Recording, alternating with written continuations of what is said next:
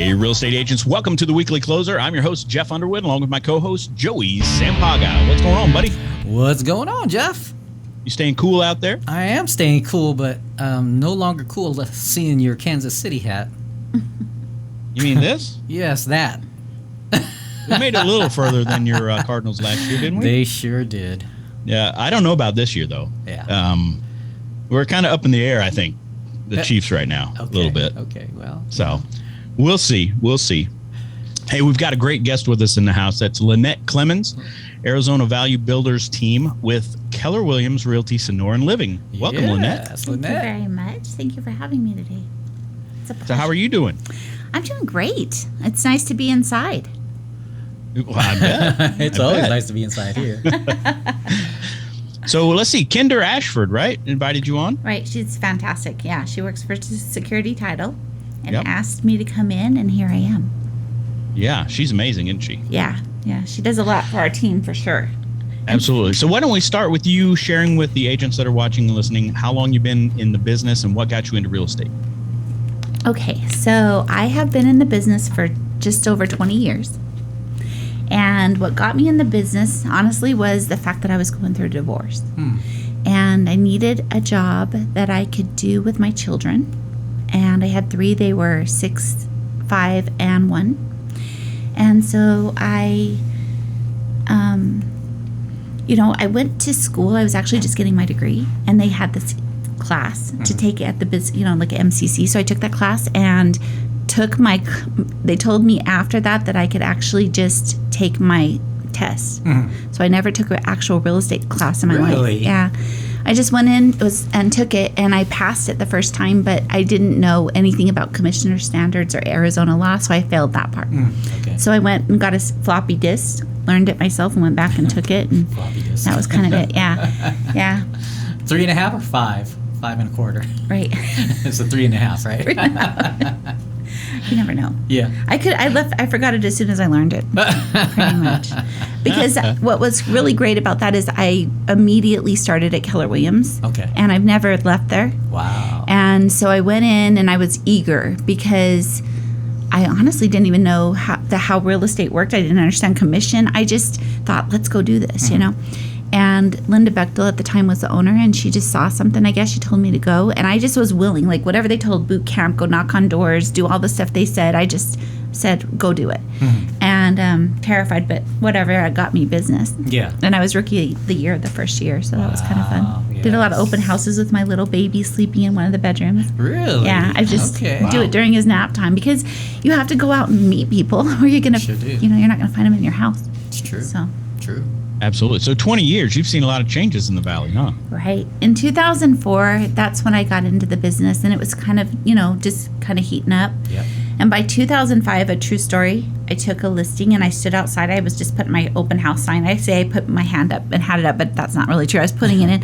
And some buyers came. I signed them right at the table. Wow. They bought the house right there. That happened back then. Nice. But there was no social media. Yeah, there wasn't. Right? It was all, back you then. had to go to open house and put your signs up and do the things that you could get the calls and get the business. Yeah. So did they have like the MLS the way it is now, or is I think it was pretty similar, Okay, but okay. I do remember the contracts were still carbon, where you had 3. Yeah. And I don't know if you guys know Cindy Flowers, but Sounds I was a familiar, yes. brand new agent. She's so amazing, the Flowers team. And I went to her office, just stood there, looking in, like somehow she'd know what I needed. And she called me in, sat me down, talked to me about business, about life. She was just so gracious and helped me with that. So it was just one thing at a time, learning. My very first seller, their little girl was sick, and immediately, just, I don't know, because I was a realtor, I guess I took that seriously. We started doing fundraising, so we ended up raising $600,000 within 6, no joke. What? Yeah, she told me about it on August 31st of 2004, and we had the money by November 15th, her birthday, because she had to have it before she turned 4. They wouldn't do it. It was stem cells. Really? Yeah. Wow. And experimental. So we did a bunch of things like that. And that kind of brought me into the community as well. And it was incredible to watch that happen because it wasn't me. I literally just watched, I think, God work. Sure. There's a school in Gilbert now called Life Lawrence Institute for Education. That's her school. Wow. So That's amazing. it's kind of fun. And so real estate for me just became part of my life and part of wherever I was with my kids because I'm social. So when I was out there talking to people, if they needed a realtor, well, they already trusted me in other ways. So then we could just kind of build that relationship. The other part was learning how to be a realtor with people we didn't know yet. Yeah. And going straight into your job and then learning how to take the relationship off of real estate afterward, Okay. Wow, that's an amazing story. It's kind of cool to be a part of it. Yeah, to watch it happen. So That's awesome. fast forward today, you have a team now. I do. Right? Yeah, the team And so started. tell us a little bit 2000 about the Arizona Value Builders team. It started in 2007, and it's gone through a lot of changes. But the first time it was because of the market shift last time, right? And I needed to, first of all, as a single mom, I personally needed to make the same living I made before. And what used to take me one house to sell, I had to sell 6, right, to make the same number. Yep. And so doing that meant shifting myself and changing and learning, which again, like I said, I went in just not knowing anything. So it's easy to shift when you don't act like you know everything. Sure. And just learning and trying. And then we, learned how to get with the banks, and we did that, learned how to talk to asset managers, really learned how to talk to our clients, not just about what was happening, but really being there with them. My past is a little bit, colorful, I guess. And when I was a kid, my parents went through a divorce that caused them to lose our house just because I think of spite, but they're good people, but right then. Sure. Don't want out my parents as bad people. But we did. And so I had that whole memory of coming home and just having my sister's prom dress there. That was all that was left in the house because the bank had taken it out. Yeah. So for this, it was hard for me because I'm listening to these people and I know that I can help them, but also there's emotion. So you have to separate yourself when you're a realtor, detach, and not carry all your clients' baggage on you, but also be able to be there for them and help them through those things. So it's really important to me that we're real personal with our team, and that was when we grew the team. The people who are on the team now, sorry. That's okay. The people who are on the team now, they literally, I didn't have to teach them real estate. I had to teach them the value of a person. Okay. And that's just because I think in real estate, we're like, let's go get the commission. Like, that's our goal. Yes. But we miss the life and the parts of these things that we're dealing with every day. And so I think real estate has some work in it. And if each of us decide what part we have to play is what our work is, what's the part I can only do, that's the calls, right? That's even, just for work, just to call our neighbors and dial, circle that, right? All those things, those are things only I can do. And so I say Arizona Value Builders is a lot like McDonald's as far as like, each one is owned and operated, individually owned and operated, right? But you get the same service. You get the same care, the same menu wherever you go, different people helping you, but the same love. Sure. So I think that makes us a lot different. Yeah. And we work hard. We've had a single mom one time, and she just didn't necessarily think about really how much stuff she had. Even though we've talked to her a few times. And then in the morning she had to move. Gina went over there and there was still so much stuff. She called our photographer, her son. I happened to be out of town, so I couldn't help her.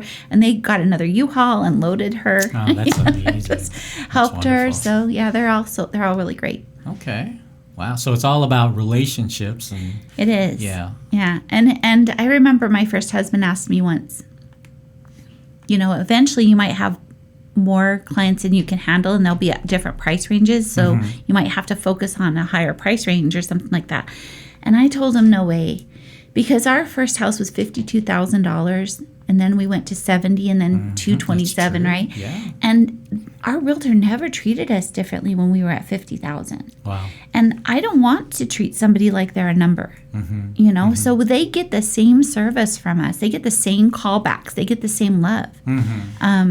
And then usually, they grow with us. They're loyal too. Yeah. Their family members work with us. Yeah. Even, owners of businesses, I work mostly with them because they just know that we're going to not just drop the ball when they're not looking. Yeah. Yeah. No, that's awesome. So do the team members, are they kind of like the McDonald's mentality, right? Are they they allowed to, or do they, I guess, kind of build their own personal brand as well, but they are at the same time, they're part of the team? Right. So Arizona Value Builders is the umbrella of that. But like Gina, she's really into cats. I mean, so she puts Crazy Cat Realtor on all of her stuff. And, she just really does that. Each person is their own person, and they have their own groups and networks, and they're allowed to do anything they really want. I want them to be themselves. I always say, like, God made no snowflake the same way twice, right? That's true.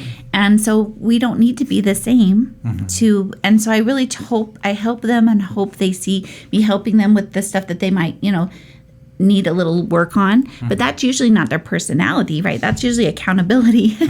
Yeah, that's right.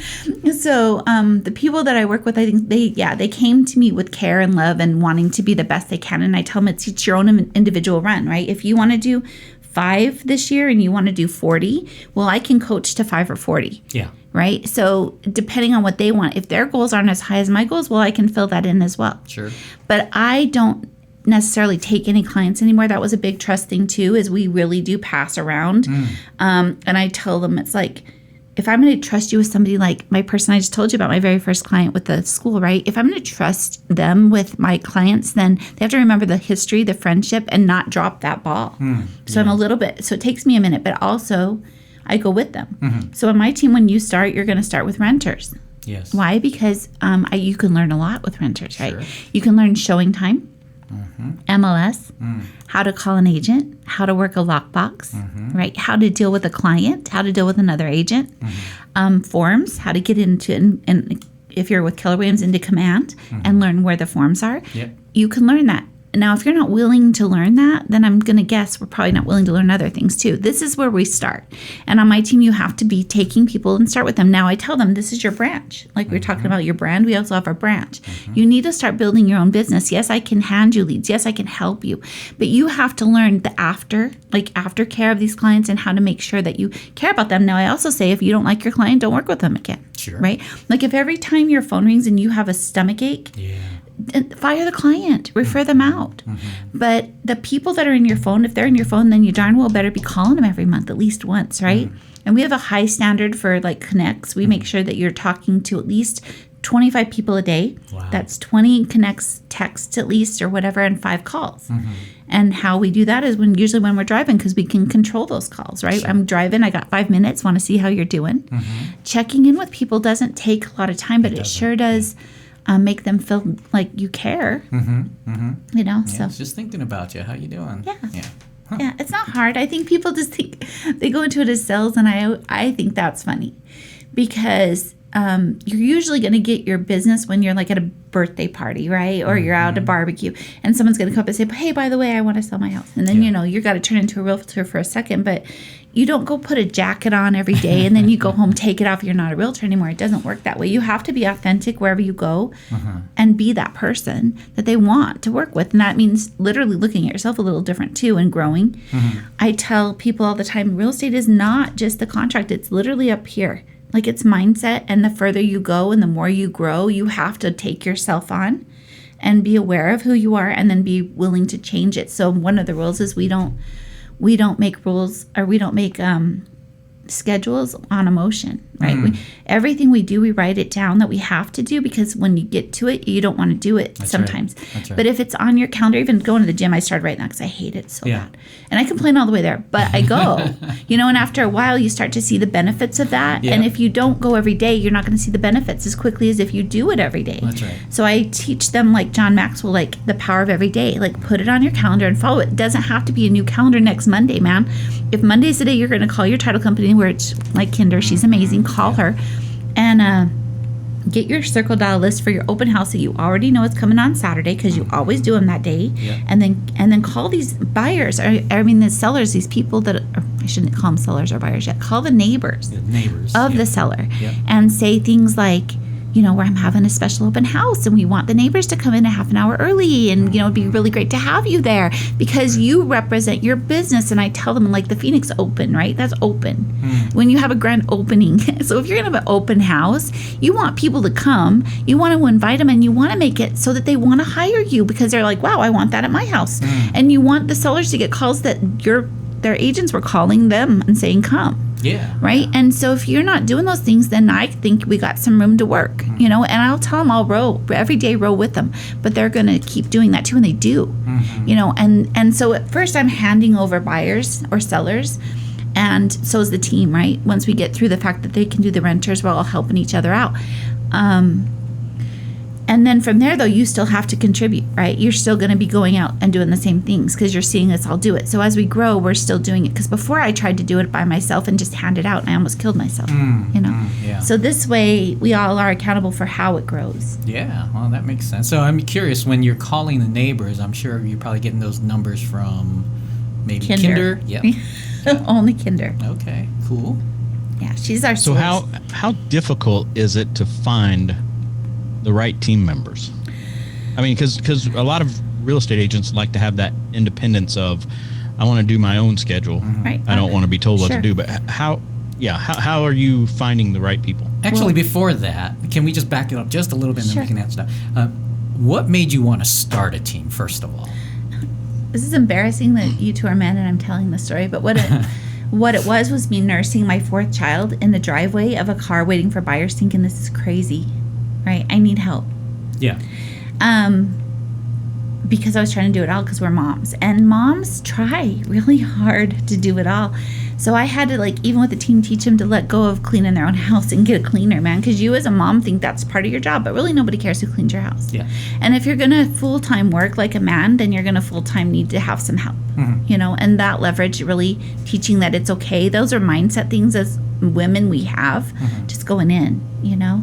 What was your question? Did I answer it? Yeah, you actually did answer it. Why you wanted to start a team, Okay, so there you we go. needed help. So I needed help. Yeah. Yeah. And I didn't necessarily get it the right way the first time. Like, there's all these ways to do it and these classes that say how to hire. I did none of that right. So at first it was like, oh, here's a friend, come help me. And those would last a little long, not very long, you know. And I hate paperwork, like literally hate it. So Yeah. the first thing I did have always was a transaction manager because they made us have one. So I'm like, okay, I didn't know any better. And I never went back because the first lender that called me and told me a buyer had to be taken off, I'm like, okay, they said, put it on an addendum. I hung up and called her. I'm like, what's an addendum? Right? I don't even know what this is. You know, so she helped me through that. And then now what was your question, Jeff? And then I can kind of... Oh, just about how difficult it is to find the right Right. team So members. finding these people was just, like I said, fill in. And most of them fell out. Right. So it was a lot of this, like, trying to figure it out. And I didn't know because I didn't even know what I needed, if that makes any sense. Like, and plus I'm fast, really fast. So I would jump in and do it because it's just easier. So I was still doing most of it and then, you know, not training very well.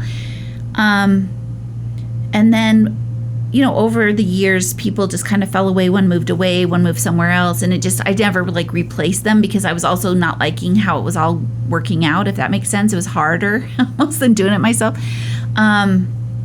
And the last person who left my team, I'm very dear friends with her still, but she went into a coma in 2014 after surgery. So I sat by her bed me and her husband were just talking about it for 7 days, right, while she was in this coma. And they're still in my life deeply. In fact, they just bought another house in Payson, and I referred an agent to them. I love them. But when she left, that was just it. You know, what that did for me, though, is the next year in 2015, I was #1 in my agent, individual agent. Wow. And that was a big, I guess I needed that for myself to say that I could still do real estate by myself, if that makes sense. And I was determined to do it. But then here comes Gina. And Gina called me. Our kids were in school together. They played together. And she had happened to see my picture on her. She worked at a restaurant, and I was working with the cook. So my picture was on her screen while she was looking at houses. And she's like, I know her. So she called me, said, can we talk about real estate? So we went to Starbucks, and I was warning her about it because we'd already gone through the crash. I had lost my house during that crash. Sure. You know? We lost a bunch. Yeah. And so, like, it was hard in telling people, like, it's not what you think it's going to be was my new rule. Warning them that it's not all fun, that there's a lot of actual work. And she kept saying, I don't care. I can do that. And I thought, maybe, I think you can, you know? And I just liked her. Yeah. And I saw her work ethic. Gina, do you mind sharing her last name? Peter Shagan. Okay. Yeah, hard to, she's good. There's only one of her. Okay. Which is good. And I just knew that I told her, I said, if you're going to do this, let's do it together. And I asked her, do you want to join? So she did. And right after that, there was a lot of personal stuff in my life that happened, and it was really awesome to see her like stand with me, like actually come to my house at one point when I was literally in one of the worst places in my life, and come in my kitchen and be standing there. Like, that's who's with me now, you know. And then we got an opportunity to do an expansion team. So I became a team leader for an expansion team. We just kind of merged our team, but that was hard because they were just about the numbers. So when you're asking about finding the right people, and I'm not going to say it wasn't bad. It was just the way that it was set up, right? It's just not my way, but it was more like find 20 people to work with this month. And I did. I recruited 20 people to my team in a month. Yeah, wow. And I found out later that's never been done since or before. Really? Yeah. Wow. So I did it, but what that was nobody was set up for that, right? So the things that were promised, like this transaction manager hub, was somewhere else, not in Arizona, and they didn't even have Arizona set up. And they already had 4 other like little offices set up, but it just wasn't running well. So immediately the regional left, and I became the regional with no business, like nothing to do. I had no business skills. I mean, I'm a great realtor, but this is a whole different level, right? Sure. So, but because of that, I got to go to Maryland and Kentucky and different places and learn, like really learn, and also see what real estate could really be, like this bigger picture than I'd ever saw before.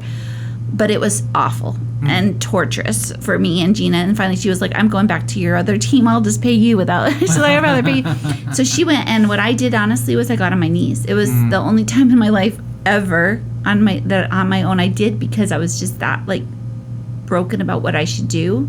Because I tried to quit 3 times and they kept talking me into it, you know. But I said the prayer, and magically God threw everything out of escrow that was going, no joke. Wow. And I left and went back. And from there, it just became a new, like, we're going to do this differently. And I told my office that I'm probably going to grow smaller or slower because I don't want to grow fast. That was kind of the other motto, grow fast, you know.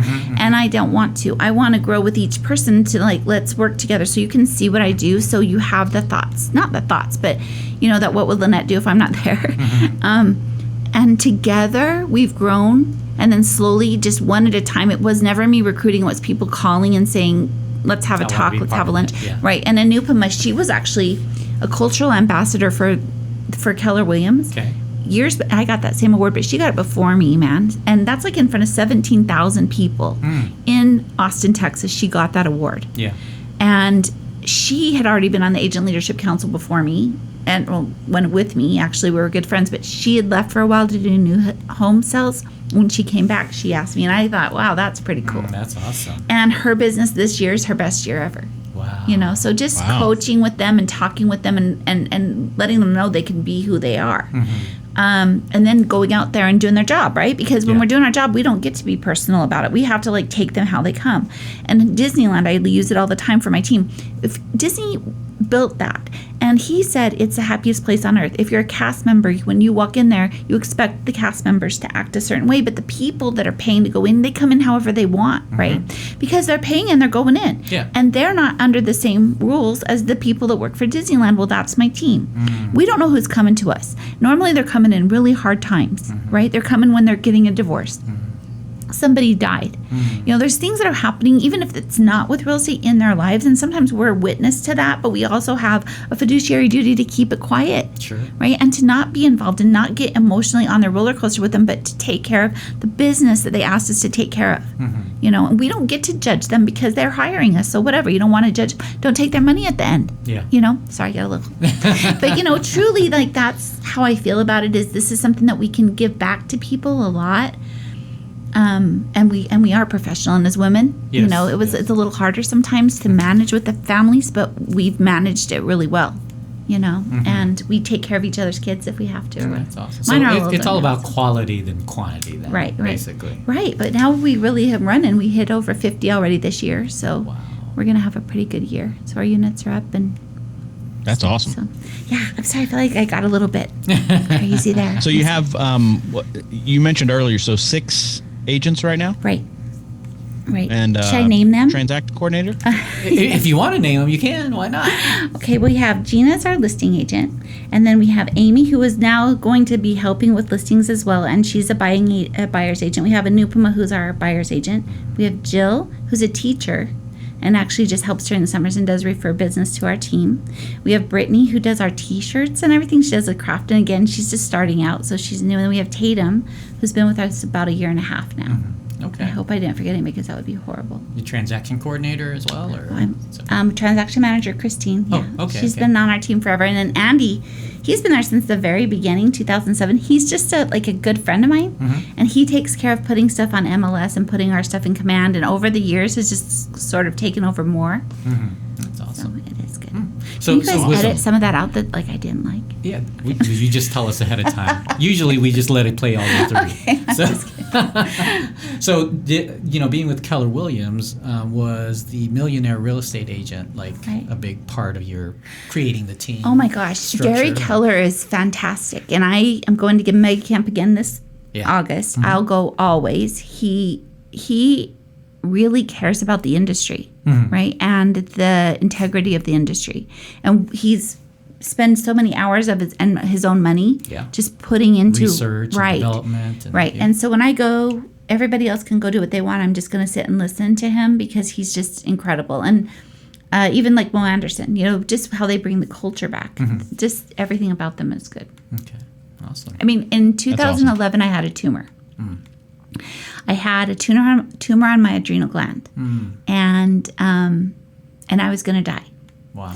And RJ, I when I got the news, I texted John Groves in our office, and I was like, I don't know what to do. And he walked into RJ, our team leader's office, and he said, I'm not a rich man, but we need to start writing checks. And that office started fundraising like nobody's business out there in Chandler. And I went to Mega Camp, and RJ got me in front of this person, and they were like, you're so red. And I was my blood pressure was like 230 over 188. And so, or 180 over 230. So anyway, they got me the grant, $50,000, because I couldn't get insurance because I was an independent contractor. They kept declining me because my blood pressure. Wow. So I couldn't. I was like, I'll pay whatever, but they're like, no, go get a job somewhere else, and then we'll give you insurance. Because you can get open enrollment there, but not as a realtor. So, so they gave me that. It was $68,000, but they saved my life.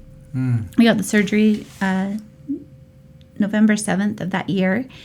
Of 2011, and watching that just made me really loyal to them. Yeah, I would. When anybody calls, I just tell them why I won't leave, and they've been there for everything. They're my family in a lot of ways, and and they cheer you on. Yes, right. Yes, it's a great company. Yeah, it is a good. Well, we're glad that it went well, and that's a great story to share. Thank you. Just about the character of the people I work with, because they're all for sure. Yeah, we love them. RJ and John Groves. I mean, we love those guys. You know them all? Yeah. Oh, you do know them all. I forget that you were over there. Yes. We were part of that. They are amazing people. Yep. Yeah. So are you looking to continue to grow the team? Right now. So I just did my first commercial. I say it all soft because I'm afraid of it. A long time ago, we used to be on Sonoran Living Live, and we did like this little right at home with Lynette Clemens, and we go on and do live. But my life took over, I think, and kept me not from business, but from being like I'm doing right now, talking to you. I didn't do this. I just worked and took care of that. But I think in the market we're in, there's some messages we want to send out that we're pretty good, at our job, and that we care. And I did my first commercial. And I haven't seen it yet. And I'm terrified. I'm scared. I won't even put it out there, but I will, I guess. Because I think if there's enough business for us, we will grow. But it's about finding the right person, and we're not going to grow just to grow, for sure. I don't care. I'm not about the money at all. I should say I don't need money, because I need money to live. But at the same time, I have a really great life, and I just want to keep where I am. The peace is more important. But as we shift, there's going to be a lot of people who need us again, because especially if they bought in the last couple of years, and especially if they refinanced and pulled that money out, right? Like those people, a lot of times in that situation, you get afraid, you don't know what to do, and you start to wonder. Those are the people we want to reach, or people that maybe got behind and they can't pay their payments because they have high gas, whatever. Like, we can help, and we don't want them to think they're stuck, and we don't want them to feel like they can't call, or they've got all this in their head, right? So I think that's why we're coming back out a little stronger right now. Awesome. So if there are agents that are listening or watching that your story resonates with, and they would like to at least reach out to you, always. How would they do that? Can I say my phone number right on here? You sure can. Okay. Yes. It's 480-227-5105. And they can reach out to me through Facebook Messenger. They can reach out to me through LinkedIn, which I hardly go on, but if I see a message, I will. And or through email at azvaluebuilders.com. At gmail.com, sorry. azvaluebuilders@gmail.com. Okay. And I will answer anything they want. I've started coaching people, and I was doing it for free. I don't know how long I can fit that all in, but, and watching people change, it's not, like I said, about real estate. It's about the rest of it, so. Oh, that's awesome. Great. I way thank you for sharing overwent, that. so thank you. So why don't I know you started to talk a little bit about the market and kind of where we're headed, but what are you and your team doing maybe a little bit different as we're seeing a little bit of a shift happen? We're doing a lot of things differently now. Before it really did seem like it didn't matter what you did. You could just literally list with anyone. And everyone was good. Right. All the real estate agents were didn't matter, right? Just sell it, pick a price. Yeah. Throw it up there. The biggest thing right now is educating the sellers that that's not going to happen anymore. Yeah. And then the second thing is really looking at your competition, looking at what's on the market, because you have to be the best price and the best looking house. And so we're going back into staging. I spent a bunch of money yesterday just to put into one of our houses that I think need that little facelift. And we already hired a stager. We have them come out all the time and just do a walk and talk. But I think it's going to be more of, if we need to help them, we're going to help them in other ways, We always do a videographer. We always do professional photography. So that's all still going, but the open houses are coming more. The numbers that we're talking to, it's not the fact that we still can. Before, you could talk to maybe 20 people, and 15 of them, if they wanted to buy, could buy. Now, if you talk to 20, you might have one. Yeah. Right? And plus, they need to be motivated. So if you're just looking for who the people are like, I'll wait, we'll let them wait. If you need to work and have a commission every month, like I do, like you have to work, then you have to find the people that are raising their hand today saying I'm ready to buy. And that's where our message is changing and where we're going out there. So more conversations, the networking, being out there, the social stuff, that's upped quite a bit right now. We're also doing more of the direct marketing with the just listed, just sold, just because I think it's just important. But my biggest thing is not spending money, right? I don't spend money just to spend money. There's a lot of things we can do for free. We have our community events, so we're still doing that. But the biggest thing is the people we're talking to, how many, and then the conversions, right? Because if you're in an open house and you do one, and I ask the person how many people, and they say 10 came in, how many numbers? Well, I hear from anywhere from 1 to 10, and I know it has more to do with what the agent's doing than it has to do with the people that walked in. Because, I don't want to name other realtor companies, but some of them, they stand outside the door and they'll say sign in or you don't get in. Yeah. You know what I mean? So that's I know which one you're talking there about. You go. Yeah. So that's what I call a system, right? Though it works. People do what you tell them to do. Sure. If I smile at someone, they're going to smile back. If I say hello, they're going to say hello back. We can't, and I tell my team this all the time, we can't be followers. Yeah. We're leading this. That's right. You're leading this. So when they ask you things, you're not an order taker. When they're telling you to do your job, they don't know how to do your job. Right? So these are things that we just teach. I teach real estate, actually how to be a realtor. Yeah. And that's not what they're thinking they're signing up for. I can guarantee you they don't ever think about that stuff. They don't want to do that stuff. But if they don't, we don't move. So I focus on that 20% of things that will get us the 80% more than anything else. And sometimes we revisit it every week, but it's their goal. So they're going to have to literally do it until we can move. And that's up here. That's something they keep doing up here that's not helping us move forward. So that helps. As the team's doing it, they see other people doing it and succeeding. Well, there you go. Yeah. Right? So it's just proving it. Yes. So you've mentioned that when you're pricing the home now, right, you look at the competition. You make sure your house is the best one out there for the price. And, I know that it's a little deceiving looking at the comps from the 3 to 6 months like we normally did, because then it was, some of the houses were inflated. You kinda tell see people this, right? Tell me when to stop. Tell me when to stop. Yeah. Too late, right? Yes. So nobody's going to get it right at that bounce part. And so it's really hard to predict. And before, you could kind of gauge you were doing this. But if you're here, we really talk about trailing the market. I mean, that is the worst thing you can do right now. And with our buyers, we try to get them to understand once they hit the right price, not to gouge them another $100,000. It's like the buyers want to get a great deal, but once we hit that right price, then it's a fair price. Does that make sense? We might get more 1 or 2 offers again. Absolutely. If once we hit that. So it's just educating them and doing more. Like I said, going in and talking about these price reductions and letting them be right. Mm-hmm. You know, if you ever sit with someone and they're telling you what they know because they want to feel like they know, then let them tell you. You know, just I heard on the news this and this. Yeah, some of that stuff is true. And then tell them the parts they don't know. Mm.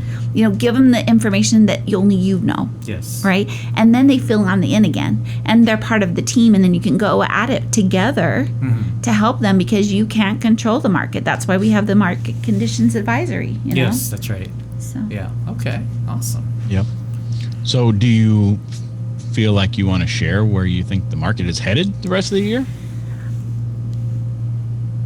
So I don't think we're going to have anything happen like happened before, right? A lot of the reason I feel that is many of our buyers were cash. And cash buyers, even if they lose equity, can't go upside down with their loan. Mm-hmm. And they can just sit there. So whatever, they're not going anywhere. So we're not going to have this flood of foreclosures. But also I'm extremely nervous about first-time home buyers and people that are trying to get in because I mean, people talk about the Constitution all the time, and there's a part in there that I think says something about each person being able to buy a piece of land, right? And sometimes I feel like people now understand that land is valuable, so some people buy a lot more than their own fair share, which is fine if they're going to, like, do good things with it. Mm-hmm. But I think sometimes it takes away from the people who just want to buy a house. You know, so I worry about that more than anything is that the people who want to buy a house still are being outpriced a little bit. And are we going to come down to where they can? I hope so. I hope the people who want to stay in Arizona can stay in Arizona, live here, and have a house that they own. Sure. Because I think that's part of long-term sustainability in any place, is that you're not going to have to worry that your rent's going to go up in 3 months. You know, or could, because the person that owns it then literally owns what you're going to pay for the rest of your life in that area, in a whole area sometimes. You know, so I was in San Diego not long ago talking to the Uber driver, and she was saying that she owned her house in like 2007, lost it in the crash, or sold it. I think she sold it, but anyway, really cheap. And she couldn't get back to getting a house because all these investors came in and bought all those up, but then turned them all into rentals. Yeah. So all along Mission Beach is just rentals. And so she had to wait, but she finally got one in 2018. Now there's another little, you know, bubble or whatever, so she got some equity. But hearing that, I realized what this was really doing. So do I love investors? Sure. Do I like to help them? Absolutely. But I worry sometimes about the little guy still. Yeah. And I'm always going to fight for him, I guess. Sure. Yeah. Makes sense. Which is one of the reasons why we moved from Arizona to Missouri is both of my daughters, or our daughters, are older, and they were asking Dad, hey, when are we going to be able to afford a house out here in Phoenix? And, you know, for a young couple, it's extremely difficult, especially trying to get by on one income. Yeah. So we all agreed, and 3 households packed up and moved to Southwest Missouri. That's awesome. I do still hope people love Arizona, though. We want everybody to leave. But yes, it is harder. I mean, my kids my older 2 both bought a house in 2020 right before, like literally May. Wow. And got some, but I'm like, please, I'm always telling them, don't sell it. That equity, I know it looks like there's a lot, but just, good, but, just stay. And maybe it's the wrong Unless they move to the Midwest. Right. Maybe they could. We all could do that. We might join you out there. Who knows? No, I like Arizona for now. I've been here 30 years. My daughter, my youngest now, is a sophomore this year. So I've got a few more years. My son's up at NAU. And then who knows? But Gina's going to start working up in Pace, not in Forest Lakes. She wants to buy a house up there. So we're talking now about expanding a little bit more just in our state. You know, but I really enjoy talking to the realtors. I really enjoyed this part of it. It's hard for me sometimes, and it's hard for my clients, I think, because I'm not with them every day out there. So I try to. You know, we do a lot more. And I have like 5,000 friends on Facebook, and I was telling my team, even if I went to breakfast and lunch every day, that's only 700, right? So now we're starting to do more events where we can see more people, and with these commercials continue to grow, but also that's where I'm starting to separate my personal life from my business life, right? Like, I'm just going to have to let the business grow and then keep my personal life personal. Yeah, sure. So can you tell us about the commercial, or are you not able to share that right now? I don't know. I mean, I can. It was, so my son happens to be, in my opinion, one of the best videographers ever. And he's only 23. Wow.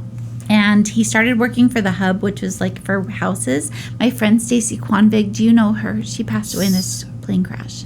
Oh gosh. In 2020. Oh yes. Yes. Oh we yeah. do know Stacy. Yeah, she we was loved at her. Legacy One. She's my was best so friend. kind. Yeah, one of my very best friends. I love I her. remember that day. Yeah. That was sad. That was sad. And as weird as that is, Brittany on my team actually told me that she had passed. I was the first person in our office to find out. I had to tell RJ. I had to tell everybody. Boy. But anyway, she texted me, and now she's on my team. Brittany is, and Brittany lives on Stacy Street.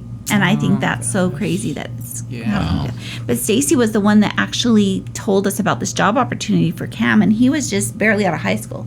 So he sent his demo in. He'd been doing it for a few years in high school, and they immediately called him in. They said they'd talked to 40 people before him. Wow. And he walked in with his baseball cap on. The first question they asked him was, "How old are you?" That was the first thing they asked him. He had a baby face.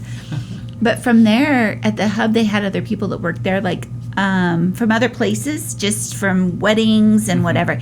So he started working with other people because he's just good. Now he's flying to Cape Cod. He was just in Milwaukee, and right before that in Houston. And then some people in my office, like, I don't know, Todd Seacrest, I shouldn't probably say names, but he's using him. I saw it on his Venmo.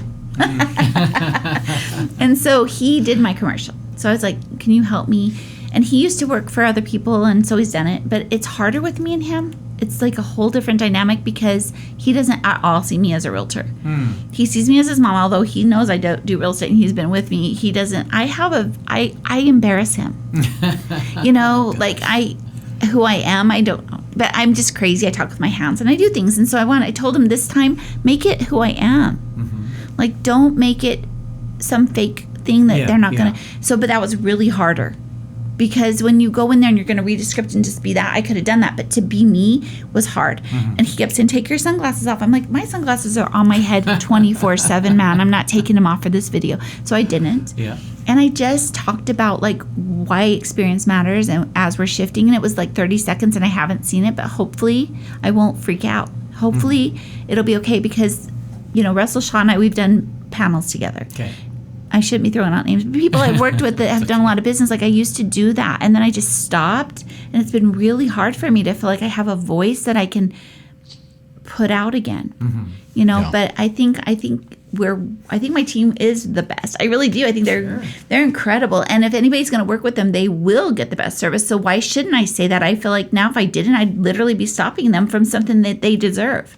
And I don't want to be the reason that they're stopped. I'm out there telling them what to do, and then I'm stopping myself. So I coached myself through it.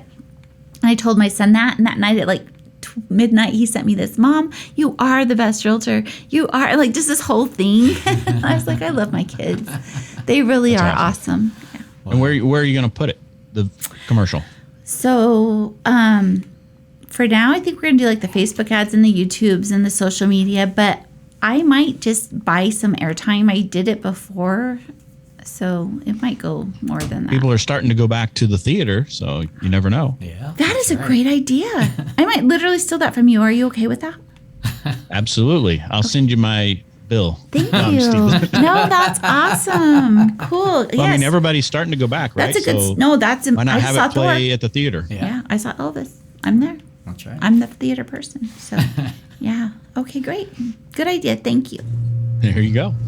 So anything else you want to share with the agents before we transition? No, I feel like I took way longer than I should have. No, with this the is time. awesome. No, This is it's been great. Yes, I Okay, love it. awesome. It's been great. Good. We Well, wanna I'm give a big thankful shout out to, that you security guys tech. had me here. I mean, really thankful that you had me. And yes, without Kinder, I would not be here. Yeah, big shout out to Security Title Agency and Fidelity National Home Warranty And for sponsoring Christine the show. Osborne. Christina. She's an incredible escrow officer. awesome. Who was that? Christine Osborne. Christine Osborne, yeah. She even texted me this or called me this morning just to tell me she loves me. You know, what escrow officers do that? Yeah. Not a lot. Not a lot. Yeah. So you ready to get in the ring? Rapid Oh, fire? yeah. I forgot about that part. Yeah. Here we go. Yeah. Okay. All right, here we go. What do you think the reason is that many agents are not successful?